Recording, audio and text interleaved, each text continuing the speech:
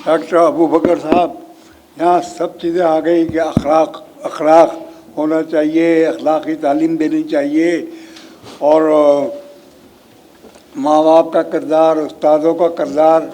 मगर जो हकीकत है वो ये है कि जो स्टेट की रिस्पॉन्सिबिलिटी है, गुर्बत, जिस तरह से गुर्बत पूरे मुल्क में है कि 2 वक्त का खाना नहीं मिलता, बच्चे जो है बिलबिला रहे हैं खाने के लिए और चोरी कर रहे हैं, इसके लिए माएँ बाप, और उनको जेलों में डाल दिया जाता है। उसका जस्टिफिकेशन क्या है? स्टेट की क्या जिम्मेदारी है? ये टेररिस्ट हमले जो हो रहे हैं, इसकी किसकी जिम्मेदारी है ये, और इस सिलसिले में क्या किया गया है? जी, मैं इन सवालों का जवाब मैं थोड़ा सा ठहर के दूंगा, लेकिन बुनियादी तौर पर जो मसाइल हैं उनकी 3 वजूहात हैं। और पहली वजह तो ये है कि शायद आपसे अल्लाह का रहम करें, मैं उससे अल्लाह की आजमाइश कहता हूँ कि यहाँ दौलत की फरावानी हुई है, और ये दौलत की फरावानी अचानक इसी नस्ल में हुई है जिससे हम ताल्लुक़ रखते हैं। तो ये जो एफ्लुएंस है ये अपने अंदर एक बहुत बड़ी आजमाइश, और कुरान पाक भी कहता है कि क्या तुम समझते हो कि हम तुम्हें माल और बनीन यानी जो औलाद है ये हम देकर तुम्हारे ऊपर मेहरबानी कर रहे हैं। और कुछ मफहूम ऐसा है कि ये मेहरबानी नहीं है, ये तुम्हारी आजमाइश है। तो ये कि जो एफ्लुएंस है, जो हम सब साहिबान सरवत हैं, ये हमारे लिए एक लम्हे फ़िक्रिया है कि ये हमारे लिए कोई अल्लाह ताला की मेहरबानी नहीं है। दूसरी बात ये कि जो बनीन का लफ्ज़ इस्तेमाल किया, तो अगर आप मुल्क की आबादी को देखें तो यहाँ मीन एज पाकिस्तान की 21 ईयर्स है, जिसका मतलब है कि यहाँ का यूथ जो है, नौजवान जो है, वो आबादी की अक्सरियत है। किसी भी मुआशरे के लिए यूथ का अक्सरियत में होना एक बहुत बड़ी ज़िम्मेदारी है, बल्कि बहुत बड़ी आजमाइश है, इब्तला है, टेस्ट है। इसलिए कि मुआशरा जो बैलेंस होता है उसमें मिडिल एज के लोग जो होते हैं वो अगर अक्सरियत में हों तो वो अपने अंदर एक ठहराव, एक स्टेबिलिटी, एक ऐसा अज़्म रखते हैं कि जिसमें हलचल ज़्यादा न हो। उसके बरक्स यहाँ का जो यूथ है वो हमारे लिए परेशानी का बायस बन गया है, और ये परेशानी हम सब ज़ाती तौर पर भी और इज्तिमाई तौर पर भी देख रहे हैं कि ये जो यूथ है इसकी एक्सपेक्टेशंस मुख्तलिफ हैं उनसे जो कि एक सोसाइटी में, एक मुआशरे में या एक रियासत में होनी चाहिए। तीसरा मसला पाकिस्तान के साथ ये है कि यहाँ की लीडरशिप शुरू से आखिर तक ये इसकी सोच, इसके मुहर्रिकात बहुत ही मुख्तलिफ हैं और थे उनसे जो कि होने चाहिए।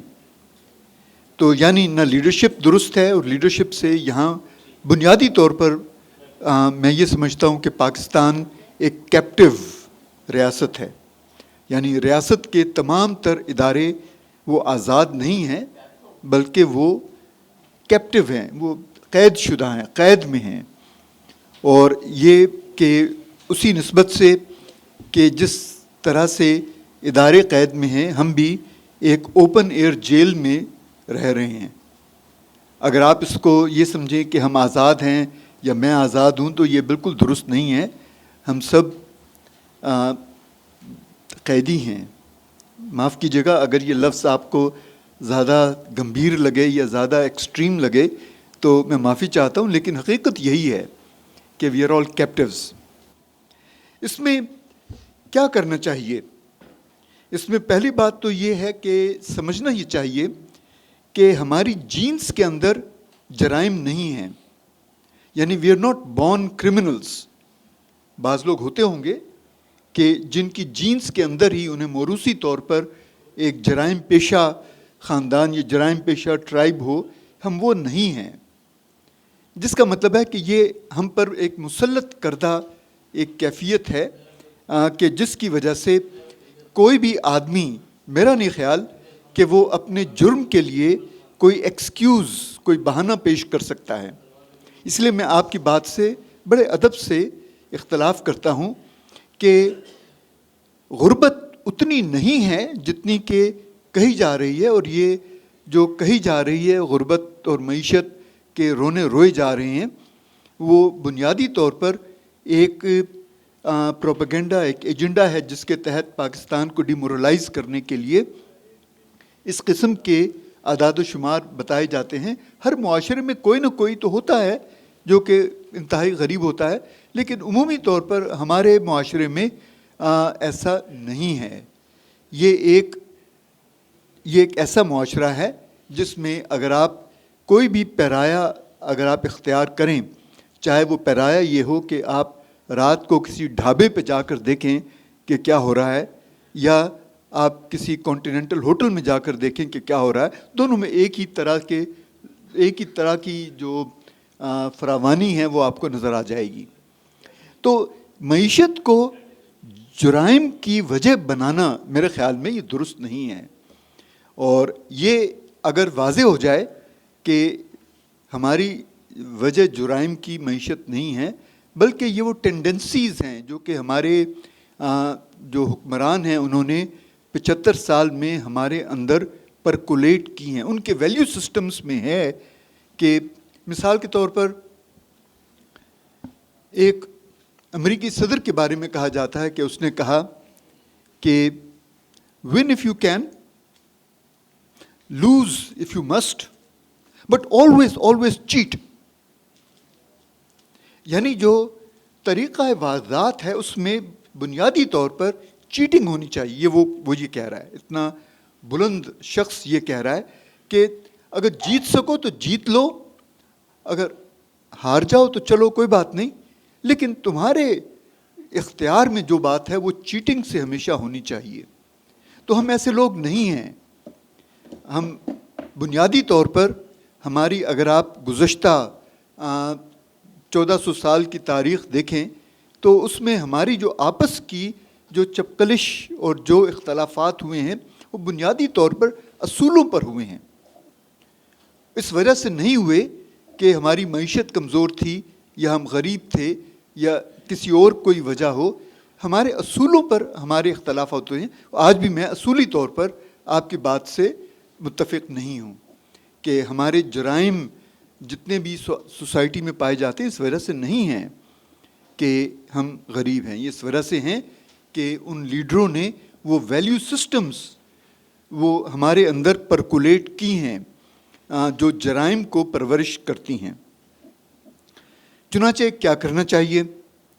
تو بنیادی طور پر میں 3 باتیں کہہ رہا ہوں. ایک تو یہ کہ ہمیں آسٹیرٹی یعنی کفایت شعاری سے کام لینا چاہیے. یہ کفایت شعاری جو ہے یہ بہت برے دنوں میں اور بہت اچھے دنوں میں بھی کفایت شعاری جو ہے یہ ہمیں اس مشکل سے واپس لے کر آئے گی. دوسری بات یہ کہ میں کول مائنڈڈنس کو بہت اہمیت دیتا ہوں. ٹھنڈا مزاج یعنی ٹوٹل سیرینٹی. یعنی اگر حسیب صاحب کہیں گے کہ یہاں پر بلڈ شیڈ ہوگا تو میں کہوں گا نہیں جناب بالکل نہیں ہوگا، ہو ہی نہیں سکتا. یہاں پر بلڈ شیڈ 75 سال میں نہیں ہوا، اب آ کر کیسے ہوگا بلڈ شیڈ؟